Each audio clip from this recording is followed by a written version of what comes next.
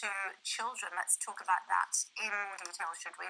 Andrej Kuttruf, Chief Exec of Evapo Vape Shop, is here. And on Zoom is Braden Bents from Sky's FYI program. Hi, it's good to see you. Thanks for joining us on the program. Hi, Braden, it's good to see you. Hello, thank you for having me on. How are you? I am really well, young man. Talk to me about what the government is saying. You did a report recently, didn't you, about youngsters that wanted to vape. Do you think what the Prime Minister's been saying is going to make any difference?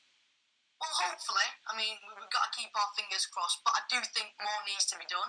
And as you say, yeah, we've just made a documentary called FYI Investigates Kids Who Vape, which looks into the increasing numbers of young people trying these e-cigarettes, even though it's illegal to sell them to anybody our age.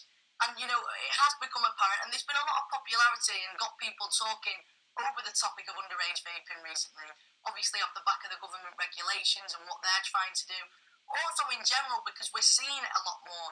And I think it is clear that young people are being targeted through the branding, you know, the packaging of the vapes, and also the flavours. And, you know, if you can't see it yourself, I've heard it personally from multiple sources, from doctors, from people who even work within the industry. I've heard it. Andrej, why do your colleagues try and get kids to vape? Well, okay, we are very passionate about helping smokers to quit, and we are very concerned about underage vaping. We don't want to see underage vaping. We don't want to see underage smoking, for that fact. Kids, unfortunately, do these things, and we welcome any measures from the government to prevent underage vaping. But they're targeted, aren't they? These kids are targeted by your colleagues. No, we are not. We have 46 shops at Evapo. We are mystery shopping all our shops every month to ensure that we comply with age verification measures. The problem we have is, so the kids come to us, we send them away, they go around the corner and they buy vapes from the mobile phone shop next to us. We then report these shops to trading standards, and at best they might get a £26 fine. So this is ridiculous. And this is what really needs to change. We need a licensing scheme to ensure that these vaping products are only being sold by specialist retailers, and we need drastic fines to really hurt the people who sell to kids. What should those fines look like? I think £10,000. It should really hurt those rogue players. At the moment you say it's £26. Well, it can be. There was an instance where it was £26. It's a criminal offence, but unfortunately there's not enough enforcement which really ensures that these products don't get in the hands of kids. What's the point of vaping? Vaping has played a tremendous role in helping adult smokers to quit. So in this country we have now They might quit smoking, but they continue on to vape, don't they? Yes, they continue on to vape. Then they come off vaping, or...? Sometimes they do, but in this country we had now millions of smokers able to quit smoking thanks to vaping.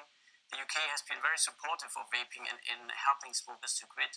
And thanks to that, in Europe we now have one of the lowest smoking rates in the whole of Europe, almost half of the smoking rates than Germany. So it's something we can be really proud of in this country. When we have doctors sat where you are, they say that we don't know about the provenance of vaping yet. We don't know how dangerous it is. Well, Public Health England is very clear that vaping is at least 95% less harmful than smoking, and e-cigarettes are twice as effective than any other nicotine replacement therapy. We recommend to every smoker the best thing they can do for their health is to quit smoking or to switch to vaping. Braden, why did youngsters vape, do you think? What did you find in your study? Yeah, so within the documentary, you know, there was loads of different things that you could put it down to. But if we put it into maybe three main topics, I think one is definitely the social aspect, you know, with their friends. We spoke to one girl who said she likes to vape for doing the tricks, and she can go onto, you know, social media or onto the internet and find tutorials on how to do these things. Talking to her friends, and when she said she's in her friend group, they're all vaping, so she feels entitled to do that as well. And we think peer pressure plays a role within young people taking this up. But also, definitely, two things that kind of work together are the flavours. I mean, one of the ones we looked at was replicated to look exactly like, you know, the famous brand Skittles. It's actually featured in the documentary, and we speak to someone about it, and you can literally see they've got the same branding, the same packaging, the same colours, but it's just spelt slightly wrong, which I think is crazy, really. And also, we think the packaging, as I mentioned there. So yeah, we got the Skittles vape, and then the flavours within that were made to taste almost identical as well.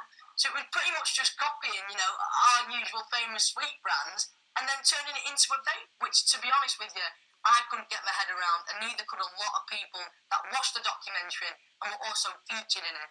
Yeah, Andrej is nodding along as you're speaking. Let's see what the government can do to sort this out. It's good to see both of you. Thank you very much indeed for joining us. Thank you.